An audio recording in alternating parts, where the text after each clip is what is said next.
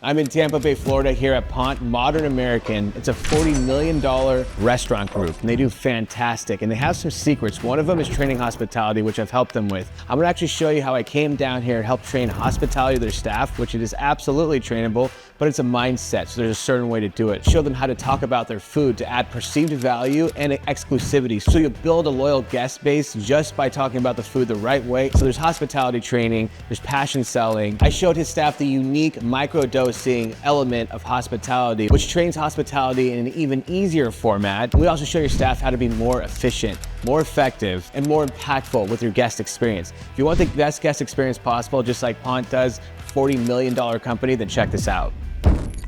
You guys are working here for a reason. I'm just here to give different perspective on things, right? That's what I'm here to do. So first of all, you're gonna see I have a booklet here. There's some things we're gonna go over and you can walk with me through this process, okay? But the first page, you're gonna see hospitality versus service. Service is the transaction, right? Someone's walking in saying, I have money and I'd like food, please. Food and alcohol. That's service. And you say, okay, cool. I'm gonna take your order. I'm gonna bring your food. I'm gonna make sure everything's okay. And then I'm gonna take your money and then you can leave legally, right? That's service. That's just what it is. That's all it is. You're breaking it down, making it really nice, answering questions, smiling really big, making sure they have everything they need. That's service. That's service. So if you're not doing anything beyond that at a table, even if it's one single table, you've officially just made it a service transaction. Hospitality is the elevation, right? Service is a transaction. Hospitality is the elevation, right? It's asking them questions, getting to know them. Simple question, yeah, what brings you in tonight, right? They're gonna give you some information. Ask them about their preferences. Ask them if they're celebrating anything. These are all easy questions to ask and you get to know them, right? Hospitality, ask them questions. Can I ask you something? Can you give them hospitality without asking any questions? Staying a step ahead of them, anticipating their needs is a step of service, right? Like again, I'm not really making a connection that way. I could be the best service provider in the world. I could provide the best transaction in the world by anticipating their needs. They never need a refill. I bring out the side of sauce before they ask. I bring them a box when I see that they need a box. That's service, right? Those are transactional pieces. Hospitality is me making a connection, me making them feel a certain way where they leave and go, wow, right? Wow. Best restaurant experience you had. So I just asked 4 different people, I think, about their best restaurant experience. Did you guys notice something about it? They didn't talk about food. They didn't talk about the drinks. They didn't say they had the best Brazilian steak or they didn't have the best whatever food that restaurant was serving. They didn't talk about a cocktail. What did they talk about? The experience, the server. If you ask someone, honestly, I say go home and ask your friend or your significant other, what's the best restaurant you've ever been to and why? They're 9 times out of 10 going to talk about something that happened that was an experience. Oh my God, the server came out, it was my birthday, but then they surprised me by doing this. I didn't even tell them it was my birthday. I was talking to my friend about how it was my birthday 2 weeks ago, and they brought something out, the manager came by, it was really cool. Or this happened, they always talk about the experience. We can go to fast casual places and get food and service, and that's great, it'll fulfill a need. But places like this, what do we want? They want experiences. They're going there for experiences. Obviously, the food's going to be good. They know that has a reputation. What separates us from the next place over that also has good food is the experience, right? Which is you guys. So that's what we have to focus on. Now, we got to focus on being personable, asking basic questions, getting to know the guests, simple questions. You don't have to ask them where they grew up or, what was their first kiss like, anything weird like that. Just have to ask them basic questions, right? And just what brought you in tonight? Do you guys have a preference on dishes? Talk to them. But if you're just providing service and you're just providing a transaction, if you're not asking them any questions, if you have no personability whatsoever, it's just service. When you're serving a table, ask yourself, are you giving service or are you giving hospitality? You have to think about it. It's a mindset thing. You can't just say, I'm going to provide great hospitality and then just walk around and provide it. When you walk up to this table, you have to think to yourself, how am I going to make this special? How am I going to make it different? How are they going to have a better experience or different experience than them? Because I think you said it or someone said it, you have to tailor the needs of the hospitality. It's all tailored. The way you receive hospitality, the way I receive hospitality, the way you receive hospitality is all going to be different. We as servers, bartenders have to read the table and see what they need and what they want. It's not that hard. Ask questions. Do you guys agree with that? Yes, sir. How can we tailor the need if we don't ask questions? Then it becomes mind reading. And another thing too is that when you're asking questions, you don't want to ask baseline questions, because I'm sure you guys have all been to restaurants too, where they ask you a question, but it's kind of baseline, right? Is this your first time here? Awesome.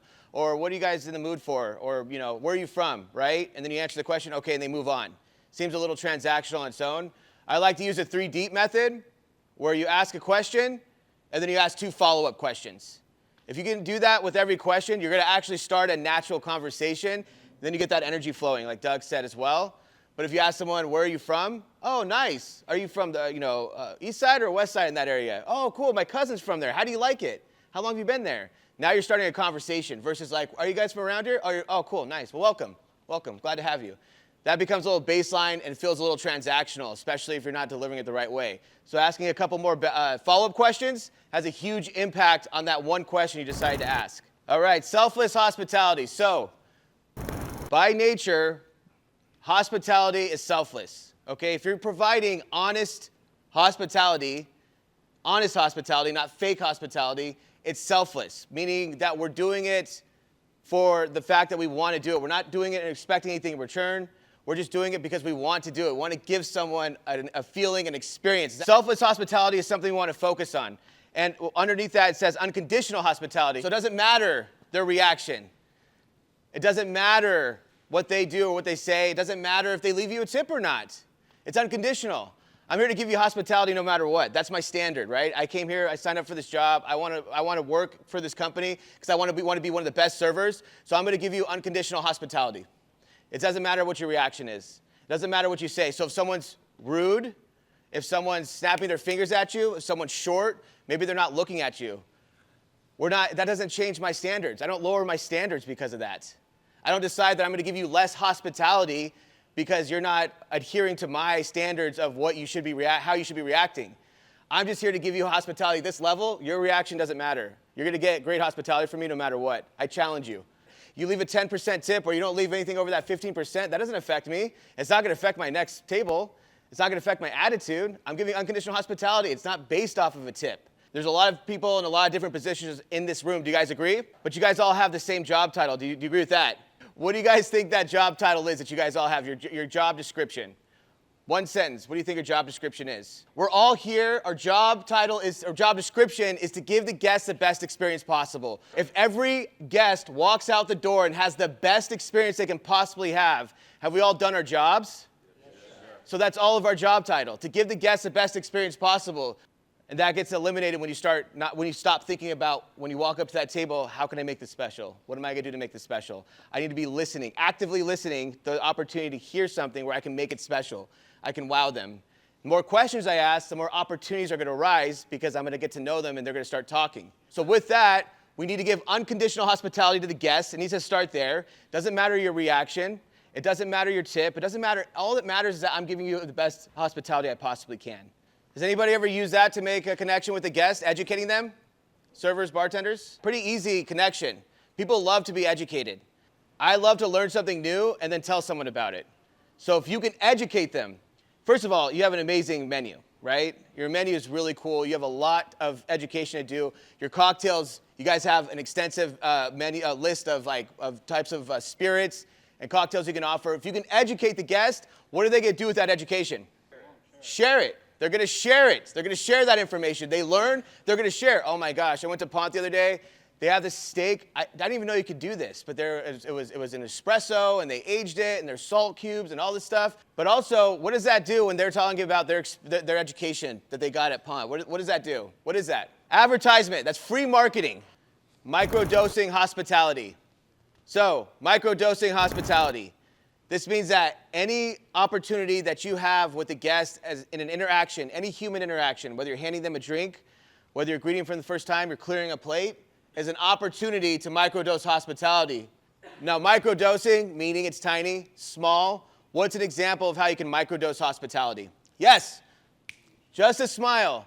Microdose hospitality, just a smile. That's that simple, right? When you make eye contact with a guest, smile at them. If you're talking to your guests, smile at them. When you drop off the drink, there you go, sir. So when someone clears a table, and they're picking up the dish, they go, oh, you had the steak tartare?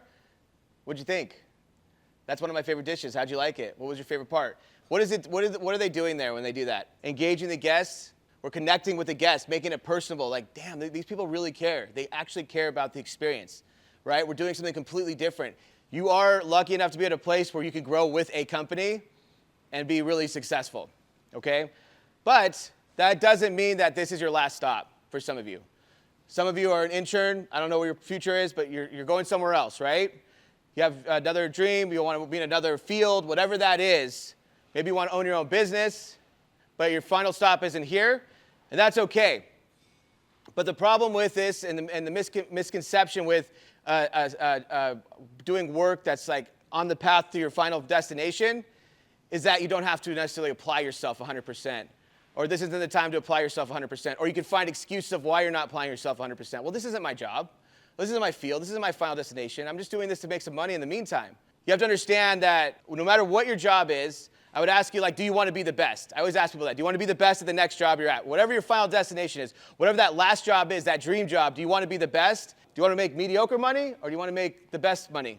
What are your goals? And everyone's goals are different, but if you're saying, I want to be the best in my field when I land at that last spot, and I want to make the most money possible, I'd like to be as successful as I possibly can be, then that starts here. That mentality starts here, because how would you be the best at your next destination if you couldn't even be the best here? Because it's a mentality. You don't get to just turn on a mentality. You don't get to just turn on work ethic. Work ethic is like a muscle. It gets built over time. You don't just become a hard worker because you decide you want to be a hard worker. You become a hard worker because you build up that tolerance to being a hard worker. So if you want to be the best at your next location, it starts here. It really started back there, but it definitely starts here. Because again, if you cannot be the best in your prospective field here, whether it's server assistant, whether it's behind the line, or whether it's bartending, there's no way in hell you're going to be the best in the next spot. Maybe eventually, but you're going to be behind all your colleagues who decided to take the last job serious. And so I'm just saying that as a motivational piece because I hear this all the time in restaurants. Oh, this isn't my job. This isn't my thing. But this is your thing. It's you. You're doing this for you. Your work ethic is your work ethic. All right. Passion selling. You guys work with an amazing menu. You have a really unique menu, and you have a lot to talk about, a lot to educate the staff on, or the guests on, and a lot to promote. So I'll ask you guys a question.